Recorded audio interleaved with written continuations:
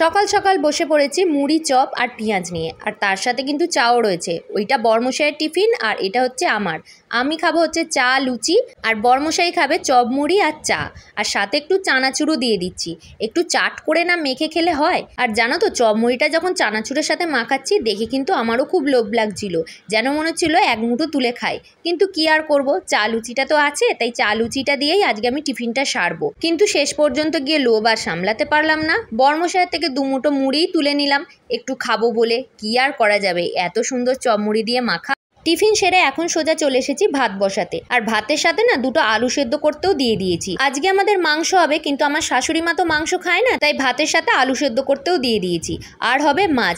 আজকে না শাশুড়ি মায়ের বাপের বাড়ি থেকে এই মাছগুলো পাঠিয়েছে। আরও অনেক মাছ আছে, কিন্তু এখন না অল্প পরিমাণে করব। যেহেতু আজকে চিকেন হবে, তাই জন্য এই মাছগুলোই আজকে করব। তো চলো আগে মাছে নুন হলুদটা মাখিয়ে নিই, তারপরে ভেজে নেবো, গরম গরম খাবো। জানো তো, আজকে না মামা শ্বশুর বাড়ি থেকে এই মাছগুলো পাঠিয়েছে। যদিও অনেক অনেক মাছ পাঠিয়েছে, আমি না এই কটা মাছ এখন বার করে রান্না করছি, আর বাদ বাকি মাছ না ফ্রিজে ঢোকানো আছে। অত মাছকে আর একসাথে রান্না করে খাওয়া যায়? আর মামা শ্বশুরদের জানো তো অনেক বড় পুকুর রয়েছে, সেই জন্য মাছ ধরে একদম পাঠিয়ে দিয়েছে। চিকেনটা বড় আনতে গেছে বাজার থেকে, আর ততক্ষণে আমি পেঁয়াজ টমেটো আলু সব কেটে নিয়েছি। আগে মাছটা ভেজে নিই, তারপর চিকেনটা বানাবো। সকাল সকাল বরমশাই নিয়ে চলে এলো ব্যাগ ভর্তি বাজার, আর ব্যাগের ভেতর কি কি আছে চলো দেখে নিই। বেগুন টমেটো ঝিঙে উচ্ছে করলা পটল চিচিঙ্গে, তারপরে আছে ডাঁটা।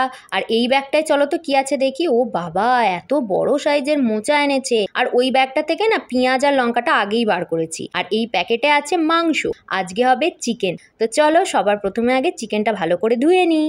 তোমাদের তো আগেই বলেছিলাম আমার বরমশাই না সপ্তাহে একটা দিন বাজার যায়, আর একটা দিন বাজার গিয়ে বাজার থেকে যা পায় হাতের সামনে সেটাই নিয়ে চলে আসে। বাজার করতে গিয়ে তো বাছাবাছি তো একদমই করে না, আর তার সাথে না দরদামও করবে না। আর জানো তো, সবজি না একটু দেখে কিনলে না একদমই ভালো হয় না, কিন্তু সে কথা আর বরমশাইকে কে বোঝায়। বাজার করতে যাওয়ার সময় যতই তাকে বলে দিই সবজিগুলো একটু দেখে আনবে, কিন্তু তার আর সে কথা মনে থাকে না। যতই বলি আমার কথা সেই আমার মুখেই রয়ে যায়। চলো কি আর করি, সমস্ত কিছু গোছানো হয়ে গেছে। এবার এটাকে ফ্রিজের ভেতর ঢুকিয়ে রাখবো। ডাঁটাগুলোকে ভাবছি একটা ভিজে কাপড় জড়িয়ে রাখবো। জানো তো, আমার বরমশাই না মাছের তেল খেতে খুব ভালোবাসে। সে যে কোনো মাছেরই তেল হোক না কেন, তাকে কিন্তু ভেজে দিতে হবে। আর ও না এরকমই পটকাগুলো খায় না, ও না শুধু তেলটা খাবে।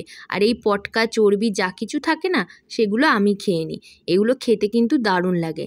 মামা শ্বশুর বাড়ি থেকে যে মাছগুলো পাঠিয়েছিল, এইটা হচ্ছে সেই মাছেরই তেল। একদম টাটকা মাছের তেল খেতে দারুণ লাগে। আর এই দেখো, এইগুলো হচ্ছে আমাদের বাড়ির গাছের কাঁঠাল। এখন 3টে পাড়া হয়েছে, গাছে কিন্তু আরো অনেক আছে। আচ্ছা, কাঁঠাল দিয়ে কে কে রুটি বা মুড়ি খেতে ভালোবাসো? আমার কিন্তু দারুণ লাগে। চলো এইদিকে না মাছের তেলটাও হয়ে গেছে, বেশি তেল রাখবো না কারণ চিকেন হবে। সকাল থেকে ভীষণই দোনমনে ছিলাম, কারণ আজকে চিকেন খাবো নাকি মটন খাবো নাকি মাছ খাবো, এইটা নিয়ে ভীষণ দ্বন্দ্ব চলছিল।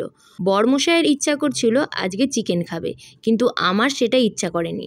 আজকে আমার খেতে ইচ্ছা করছিল ইলিশ মাছ, আবার আমার শ্বশুর মশাইয়ের খেতে ইচ্ছা করছিল মটন। এই 3টে মিলিয়ে সবারই তো 3 রকমের চাহিদা। আর এদিকে তো আমার বরমশাই কি করবে বুঝে উঠতে না পেরে চিকেন নিয়েই চলে এলো। বললো দুবেলা হয়ে যাবে, মাছ কিনলে তো দুবেলা হবে না, আর মটনের যা দাম প্রতি সপ্তাহে আমি বাবা খাওয়াতে পারবো না। আমি বললাম আচ্ছা ঠিক আছে, তাই আজকে চিকেনই হবে, আর ইলিশ মাছটা না হয় 2 দিন পরেই খাবো। তোমাদের এর আগে অনেকবারই বলেছি আমার বরমশাই ভীষণই আলু প্রেমিক মানুষ, তাই আজকে মাছ চিকেন দুটোই পদে থাকলেও আলু ভাজা কিন্তু তার চাই।